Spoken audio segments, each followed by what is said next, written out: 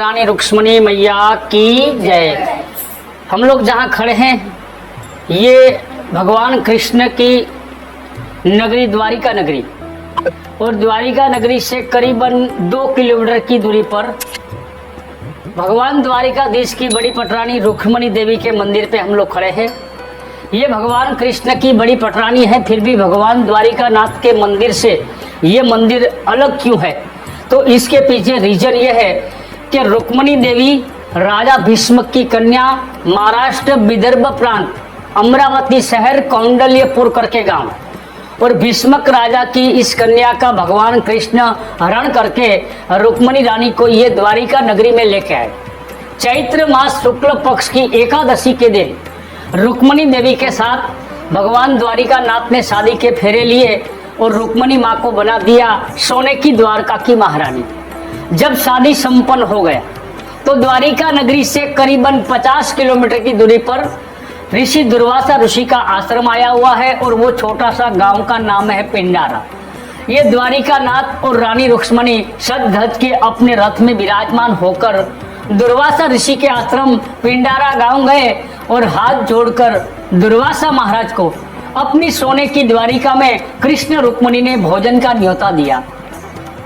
कृष्ण भगवान और रानी रुक्मणी का न्योता को कोई नहीं ठुकराते दुर्वासा ऋषि ने स्वीकार किया कि मैं द्वारिका चलूंगा और रुक्मणी आपके घर भोजन भी पाऊंगा, मगर मैं हूं अग्निकुल का तपस्वी ब्राह्मण।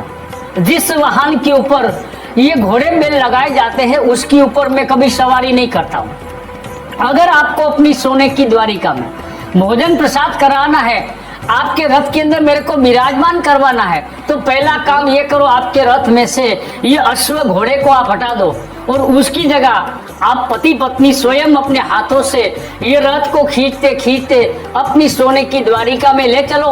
मैं आपके घर भोजन करने के लिए तैयार हूँ। भगवान ब्राह्मण प्रिय। दुर्वासा ऋषि की आज्ञा का भगवान द्वारिकानाथ ने पालन किया। एक साइड में रथ के अंदर द्वारिका के नाथ, दूसरी साइड में रुक्मणी रानी, पति पत्नी ने जब अपने हाथों से ये रथ को खींचना शुरू किया, रथ धीरे धीरे द्वारिका नगरी की ओर प्रयाण किया। करीबन आधा रास्ता पार हुआ होगा। रुक्मणी देवी है, राजा भीष्म की कन्या है, सोने की द्वारका की महारानी है, जिन्होंने कभी स्वप्नों में भी नहीं सोचा था कि मेरे जीवन में कभी ऐसा दिन आएगा मुझे ये रथ खींचने का काम करना पड़ेगा। रथ खींचने के वजह से रुक्मणी देवी को जल की, पानी की प्यास लगती है।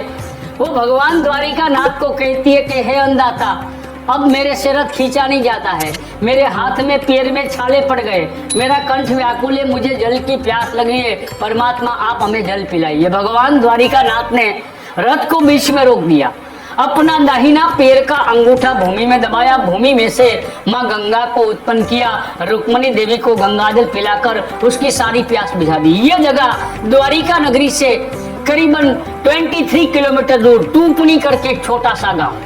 भगवान कृष्ण द्वारिकानाथ ने निकाली चरण गंगा आज भी मौजूद है। जैसे ही गंगा मैया बाहर आई, माँ रुक्मणी प्यासी थी, जल पिया, ये देखकर भगवान द्वारिकाधीश ने जल पिया, दोनों की प्यास बुझ गई, दोनों के कलेजे में ठंडक भी लग गई। मगर जलबाजी में ये भगवान द्वारिकानाथ माँ रुक्मणी से मिस्टेक, गलती ये हो गई।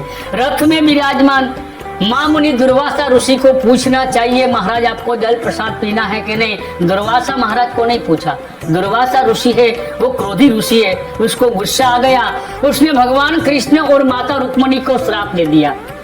पहला नंबर का श्राप माँ रुक्मणी को दिया कि देवी आपने क्या समझकर ब्राह्मण को घर भोजन के लिए बुलाया, रुक्मणी तूने ब्राह्मण को भोजन नहीं करवाया, जल का पानी का आग्रह नहीं किया, आपने ऋषि कुल का, गुरुकुल का अपराध किया है।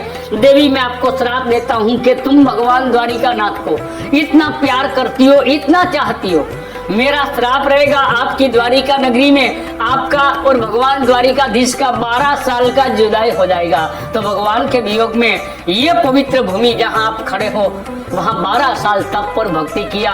इसके फलस्वरूप ठाकुर जी का मंदिर गांव में है, माँ रुक्मणी बड़ी पटरानी है, फिर भी भगवान से ये 2 किलोमीटर की दूरी पर विराजमान है।